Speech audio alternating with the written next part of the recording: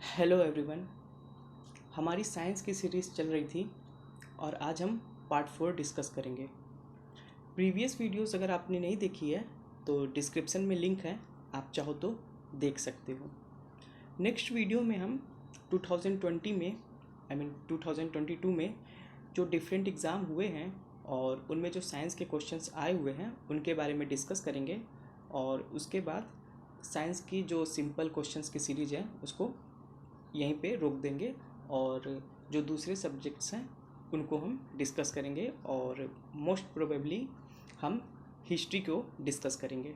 ठीक है, तो आज के क्वेश्चंस को हम देखते हैं।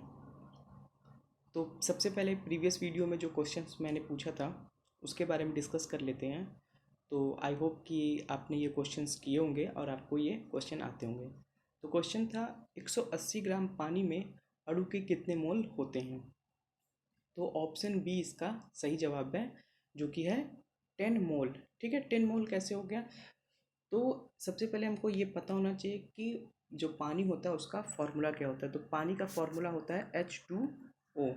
ठीक है, यहाँ पे ऑक्सीजन के कितने दो अणु हैं और सॉरी हाइड्रोजन के दो अणु हैं और ऑक्सीजन के एक अणु हैं। ठीक है, तो हाइड्रोजन का जो परमाणु क्रमांक होता है और परमाणु भार होता है दोनों एक होता है। ठीक है, तो यहाँ पे अणु दो हैं हाइड्रोजन के, तो इसका टोटल भार हो जाएगा 2 प्लस ऑक्सीजन का क्या होता है, ऑक्सीजन का परमाणु क्रमांक होता है 8 और परमाणु भार होता है 16। तो 16 प्लस 2 18 हो गया। और यहाँ पे कितनी इसका मास कितना है पानी का 180, तो 180 डिवाइड बाई 10 हो जाएगा। ठीक है, मैं सही से शायद लिख नहीं पाऊँगा, तो 180 अपॉन 80 हो जाएगा, जो कि आपका हो जाएगा, सॉरी सही से लिख नहीं पा रहा हूँ, तो 18 हो जाएगा, ये 10 हो जाएगा आपका इसका सही जवाब। ठीक है, तो आज के पहले क्वेश्चन की ओर मूव करते हैं।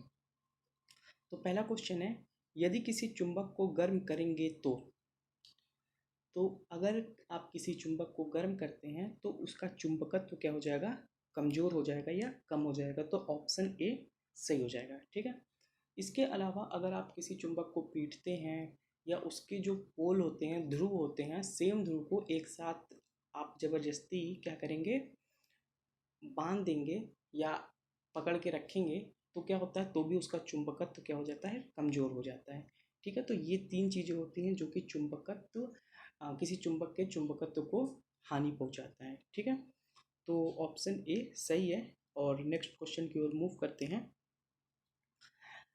आपके शरीर की स्थितिज ऊर्जा न्यूनतम होगी जब आप, तो इसका सही जवाब है ऑप्शन डी, जब आप जमीन पे लेटे होंगे। कैसे? तो स्थितिज ऊर्जा को इंग्लिश में कहते हैं पोटेंशियल एनर्जी। तो P इक्वल टू या PE इक्वल टू होता है mgh। ठीक है, और पता होना चाहिए आपको m g और h क्या होता है। m आपका मास हो गया, g आपका ग्रेविटी होगी और h हाइट हो गया। तो आप जब लेटे होंगे तो आपकी हाइट सबसे कम हो जाएगी। तो अगर आपकी हाइट कम हो जाएगी तो पोटेंशियल एनर्जी पे ये फ़र्क पड़ेगा और ये कम हो जाएगा। ठीक है, अगर आप लेटे रहेंगे तो जो मास है आपका डिस्ट्रीब्यूट हो जाएगा, जिससे कि क्या कहते हैं, आपकी ग्रेविटी भी जो होती है उसकी भी वैल्यू थोड़ी कम हो जाएगी। तो ये आपका ऑप्शन डी सही हो जाएगा। ठीक है, इसी तरह होता है काइनेटिक एनर्जी या गतिज ऊर्जा। तो उसका फॉर्मूला होता है K equal to half M V square. ठीक है, तो K is equal to half M V square, sorry. ठीक है, तो ऑप्शन डी आपका यहाँ पे सही जवाब हो जाएगा। ठीक है, नेक्स्ट क्वेश्चन की ओर मूव करते हैं।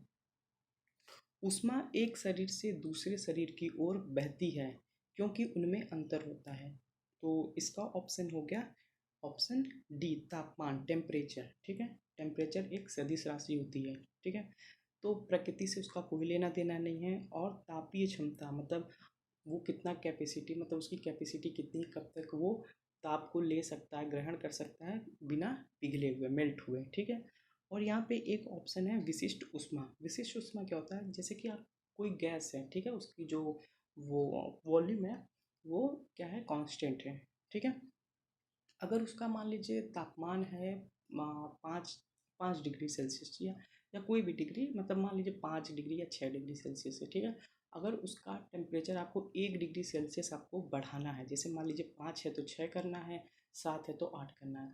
तो उसके लिए हमें उसके लिए हम उसको जितना ऊष्मा देंगे कि उसका जो तापमान है 1 डिग्री सेल्सियस बढ़ जाए, तो उसी को हम क्या कहते हैं, उस जो गैस की है विशिष्ट ऊष्मा कहते हैं। ठीक है, तो ऑप्शन ए नहीं होगा यहाँ पे, ऑप्शन सी सही जवाब है। और विशिष्ट ऊष्मा यही है कि अगर आप किसी गैस का तापमान, ठीक है, जिसका वॉल्यूम निश्चित है, उसका तापमान आपको 1 डिग्री सेल्सियस बढ़ाना है, तो उसके लिए जितना ऊष्मा हम उसको देंगे वही उसकी विशिष्ट ऊष्मा हो जाएगी। ठीक है, तो नेक्स्ट क्वेश्चन की ओर मूव करते हैं। ऑप्शन डी, ऑप्शन डी कह रहे हैं। एक आदमी, ठीक है, एक आदमी दीवार को धक्का देता है लेकिन उसको हिला नहीं सकता, तो उसने किया नकारात्मक कार्य, धनात्मक कार्य, लेकिन थोड़ा कार्य, सर्वाधिक कार्य, धनात्मक कार्य, ठीक है, सर्वाधिक धनात्मक कार्य, और ऑप्शन डी शून्य कार्य। तो मेरे मुंह से पहले ही निकल गया था ऑप्शन डी, तो इसका जवाब भी ऑप्शन डी है। ठीक है, तो सबसे पहले इसका फॉर्मूला क्या था, work equal to W, W equal to होता है एफ इंटू डी।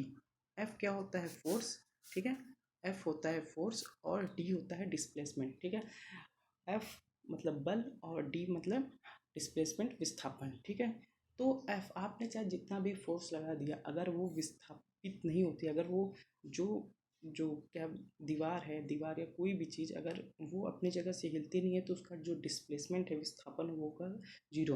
अगर ये जीरो होगा तो जाहिर सी बात है वर्क भी जीरो हो जाएगा, क्योंकि फोर्स कभी जीरो नहीं हो सकती। अगर आप जादूगर नहीं हैं या भगवान नहीं है तो आप किसी भी चीज़ को ऐसे नहीं हिला सकते, आपने कुछ ना कुछ फोर्स लगाया हुआ है। ठीक है, तो यहाँ पे डी जीरो है, तो आपका कार्य जो है वो भी जीरो हो जाएगा। ठीक है, नेक्स्ट क्वेश्चन की ओर मूव करते हैं। इसका ऑप्शन डी सही है।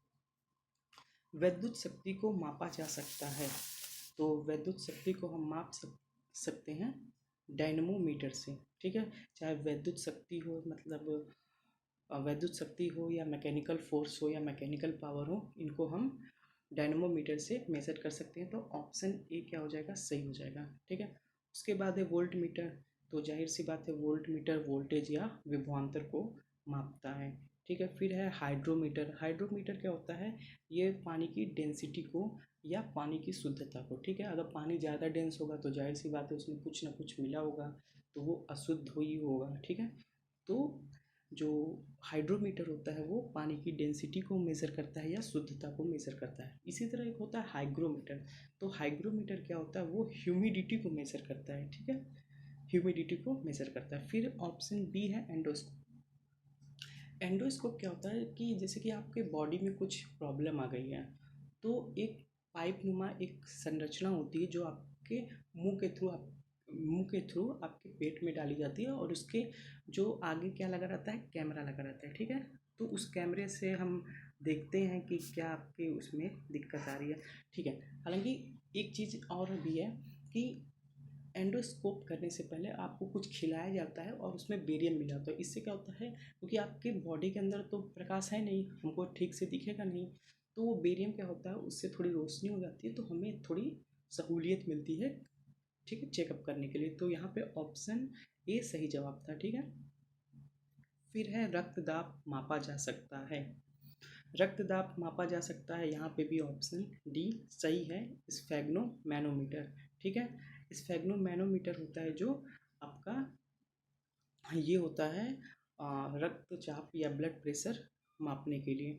ठीक है, तो एक होता है डायस्टोल और एक होता है सिस्टोल। ठीक है, और फिर है थर्मोमीटर। थर्मोमीटर आपका मालूम है, थर्मामीटर से आप टेम्परेचर मेज़र करते हैं, और जो एक मनुष्य होता है, जो स्वस्थ मनुष्य होता है, उसका जो क्या कहते हैं तापमान होता है वो 37 डिग्री सेल्सियस और 98.7 क्या होता है, या 98.4 क्या होता है डिग्री फ़ारेनहाइट उसका तापमान होता है। ठीक है, फिर है पायरोमीटर और बैरोमीटर। बैरोमीटर से आप दाब मेज़र करते हैं। ठीक है, और पायरोमीटर से भी हम टेम्परेचर मेज़र करते हैं, लेकिन बिना टच किए हुए। जैसे कि अब मान लीजिए आपके घर में लोहे का दरवाज़ा लगा हुआ, ठीक है, तो उस पे मान लीजिए सूर्य का प्रकाश बहुत देर से पड़ रहा है, तो अगर हमको बिना छुए उसका अगर हमें टेम्परेचर मालूम करना है, तो हम पायरोमीटर से हम क्या कर सकते हैं, उसका जो रेडिएशन है जो गेट से निकल रही है उससे हम मेज़र कर सकते हैं बिना छुए। ठीक है, ऑलमोस्ट मतलब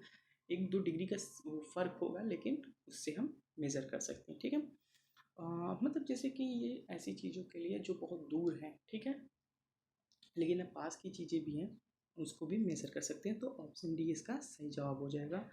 फिर नेक्स्ट क्वेश्चन है, समुद्र तल को हम किस यंत्र से देख सकते हैं, या समुद्र तल को किस यंत्र से देखा जा सकता है? तो किस यंत्र से देखा जा सकता है? तो ऑप्शन ए पेरिस्कोप इसका सही जवाब है। आप पेरिस्कोप, जब आप सबमरीन में होते हैं जो पानी के अंदर रहती है, तो ऊपर से देखने के लिए हम पेरिस्कोप का यूज करते हैं। फिर है रडार। तो रडार का जो फुल फॉर्म होता है वो होता है रेडियो डिटेक्शन एंड रेंजिंग, ठीक है।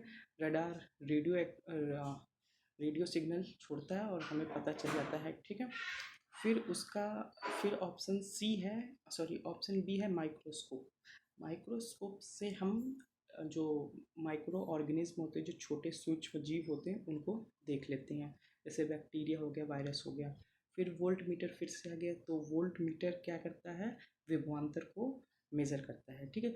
और वोल्ट मीटर के अलावा एक होता है पोटेंशियोमीटर, या पोटेंशियोमापी भी कहते हैं उसको। तो उससे भी हम विभवांतर को मेजर कर सकते हैं, ठीक है। तो यहाँ पे ऑप्शन ए सही जवाब हो जाएगा। नेक्स्ट क्वेश्चन है, हाइड्रोफोन से मापा जा सकता है। तो ये क्वेश्चन हालांकि इतना आसान भी नहीं है, लेकिन ये आसान भी है। अगर हाइड्रो का मतलब आपको पता है और फ़ोन का मतलब, ठीक है। हाइड्रो का मतलब होता है पानी, और फ़ोन का मतलब आपको पता है ध्वनि से कुछ रिलेटेड है, ठीक है। जैसे ग्रामोफोन हो गया, ये सब, ठीक है। तो हाइड्रोफोन क्या होता है?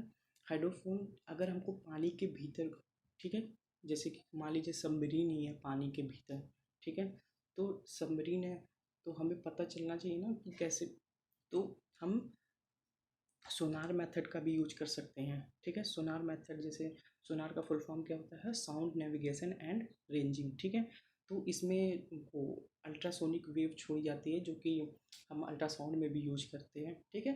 तो ऑप्शन डी सही हो जाएगी। तो वो क्या करते हैं, वो जो भी, अगर हम पानी के अंदर इस जो अल्ट्रासाउंड वेव है उसको हम छोड़ते हैं, तो वो टकरा के वापस आती है। सेम इसी तरह रडार में जैसे हवा में होता है, इसी तरह ये जो सोनार मेथड होता है, या हाइड्रोफोन से जो हम यूज करते हैं, वो पानी के लिए होता है, ठीक है। दूध की शुद्धता दूध की शुद्धता के लिए होता है लैक्टोमीटर, ठीक है। फिर विभवांतर फिर से आ गया, ये तीसरी बार आ रहा है आज मेरे साथ, कुछ ना कुछ तो गलत है कि ऑप्शन केवल डी हो रहा है, और ठीक है, खैर। तो विभवांतर, जैसा कि अभी मैंने वोल्ट मीटर, वोल्टेज और पोटेंशियोमापी। हवा में आर्द्रता मतलब ह्यूमिडिटी हम किससे मेजर करते हैं? हाइग्रोमीटर, ठीक है। तो ऑप्शन नंबर जो डी है वो हाइग्रोमीटर के लिए है। बी बी इसका सही जवाब है, पानी के भीतर ध्वनि, ठीक है। नेक्स्ट क्वेश्चन है, निम्न में कौन सा तत्व नहीं है, ठीक है। तत्व क्या होता है? तत्व वही होता है जो एक ही चीज़ से मिलके बना होता है, ठीक है, एक ही सब्सटेंस से। और जो एक से अधिक सब्सटेंस से मिलके बना होता है उसको क्या कहते हैं? कंपाउंड कहते हैं, ठीक है। तो सबसे पहले क्या है, सबसे पहले हम आंसर देख लेते हैं। तो यहाँ पे जो ऑप्शन है वो बी सही है। बी क्या है? सिलिका। सिलिका का फुल फॉर्म, सिलिका का जो फॉर्मूला होता है SI, ठीक है, SiO2, ठीक है, SiO2 सिलिका, ठीक है। सिलिका का ये होता है जो सिलिकॉन और ऑक्सीजन से मिलकर बना होता है, ठीक है। फिर है हीरा। हीरा क्या है? हीरा प्योरेस्ट फॉर्म ऑफ कार्बन, हाँ मतलब प्योरेस्ट फॉर्म ऑफ कार्बन है, ठीक है। और ये सबसे हार्डेस्ट सब्सटेंस है, ये कभी जल्दी टूटता नहीं, मतलब जल्दी क्या, कभी भी नहीं टूटता। हीरे को हमेशा काटा जाता है, ठीक है। जो हीरा चमकता है वो क्या होता है? वो टोटल इंटरनल रिफ्लेक्शन होता है, ठीक है। इसके अलावा जो इसकी माइंस है वो कहाँ पे है? मध्य प्रदेश, पन्ना में, ठीक है। फिर क्या है? सिलिकॉन। सिलिकॉन आपको पता है ये क्या होता है? सिलिकॉन एक सेमीकंडक्टर होता है, ठीक है। फिर है graphite, option C graphite. Graphite क्या होता है? जैसे कि जो पेंसिल होती है, ब्लैक लेड पेंसिल वगैरह होती हैं, वो ग्रेफाइट की बनी होती हैं, ठीक है। हालांकि जो उसका नाम तो लेते हैं ब्लैक लेड, लेकिन उसमें लेड जैसा कुछ भी नहीं होता, मतलब उसमें शीशा वगैरह कुछ भी नहीं होता है। और शीशा क्या होता है? जो भी रेडियो एक्टिव सब्सटेंस होते हैं उनका एंड प्रोडक्ट क्या होता है? शीशा होता है, शीशा होता है, ठीक है। और फिर उसके बाद हमारा क्या है ऑप्शन? ऑप्शन है ग्रेफाइट। तो हाँ, ग्रेफाइट में एक चीज़ और क्या होता है? ग्रेफाइट ग्रेफाइट, हाँ, जो न्यूक्लियर रिएक्टर होता है उसमें भी ये मंदक की तरह काम करता है। और इसके अलावा जो भारी जल होता है वो भी ग्रेफाइट वो भी मंदक का काम करता है। ठीक है, तो नेक्स्ट क्वेश्चन की ओर मूव करते हैं। नेक्स्ट क्वेश्चन है तत्वों का वर्गीकृत किया गया है। तो तत्वों का वर्गीकृत किया गया है धातु और अधातु में। तो ऑप्शन ए सही जवाब है। ऑप्शन ए जो तत्वों का वर्गीकरण है वो धातु और अधातु, मेटल और नॉन मेटल में किया गया है। ठीक है, एक और ऑप्शन डी है अम्ल और क्षार। अम्ल और क्षार क्या होता है? अम्ल, जैसे कि एक क्वेश्चन पूछा जाता है कि ब्लू लिटमस पेपर है, ठीक है, और रेड लिटमस पेपर ये कैसे चेंज होता है, कौन चेंज करता है? तो जो एसिड होता है वो ब्लू को रेड्स में, और जो बेस होता है, क्षार होता है, वो रेड को ब्लू में करता है। ठीक है, तो आज के लिए बस इतना ही। और ये नेक्स्ट क्वेश्चन आपके लिए है, ये आपका होमवर्क है एक प्रकार से। तो क्वेश्चन है मानव में सर्वाधिक प्रचुर मात्रा में पाया जाने वाला तत्व है। तो मानव में ये आपके सामने ऑप्शन है सोडियम, मैग्नीशियम, कैल्शियम, पोटेशियम। ठीक है, ये आपके ऑप्शन है, लेकिन इसके अलावा मैं आपको एक क्वेश्चन आपको बता दे रहा हूँ कि जो ये तो मानव के बारे में पूछा गया, लेकिन अगर धरती पे पूछा जाए तो धरती पे सबसे अधिक ऑक्सीजन पाई जाती है। और इसके अलावा जो अगर मेटल के बारे में पूछा जाएगा तो मेटल जो होती है वो होती है एल्युमिनियम। एल्युमिनियम जो होती है वो सबसे अधिक पाई जाती है अर्थ क्रस्ट पे। ठीक है, और ऑक्सीजन जो होती है नॉन मेटल होती है लेकिन सबसे अधिक वो पाई जाती है। ठीक है, फिर ये हो गया आज के लिए। और अगर आपको वीडियो अच्छी लगी हो तो प्लीज़ लाइक, शेयर और कमेंट ज़रूर करिएगा। और मुझे पता है वीडियो बहुत दिनों बाद आई है, इसके लिए दो प्रॉब्लम है। एक तो मेरी तबीयत नहीं सही थी, और दूसरा ये दिक्कत है कि मेरे मोबाइल में प्रॉब्लम आ गया है, और हो सकता है आपको जो ये वीडियो है थोड़ा ब्लर लग रहा होगा। तो मैं जल्दी कोशिश करूँगा कि आपको जो वीडियो क्वालिटी वो थोड़ी अच्छी मिले। ठीक है, तो sorry, thank you, thank you आपके देखने के लिए। और बैकग्राउंड में जो भी वॉइस आ रही होगी उसको आप प्लीज़ इग्नोर कर देना। ठीक है, तो जल्दी मिलते हैं। Bye bye, take care, see you.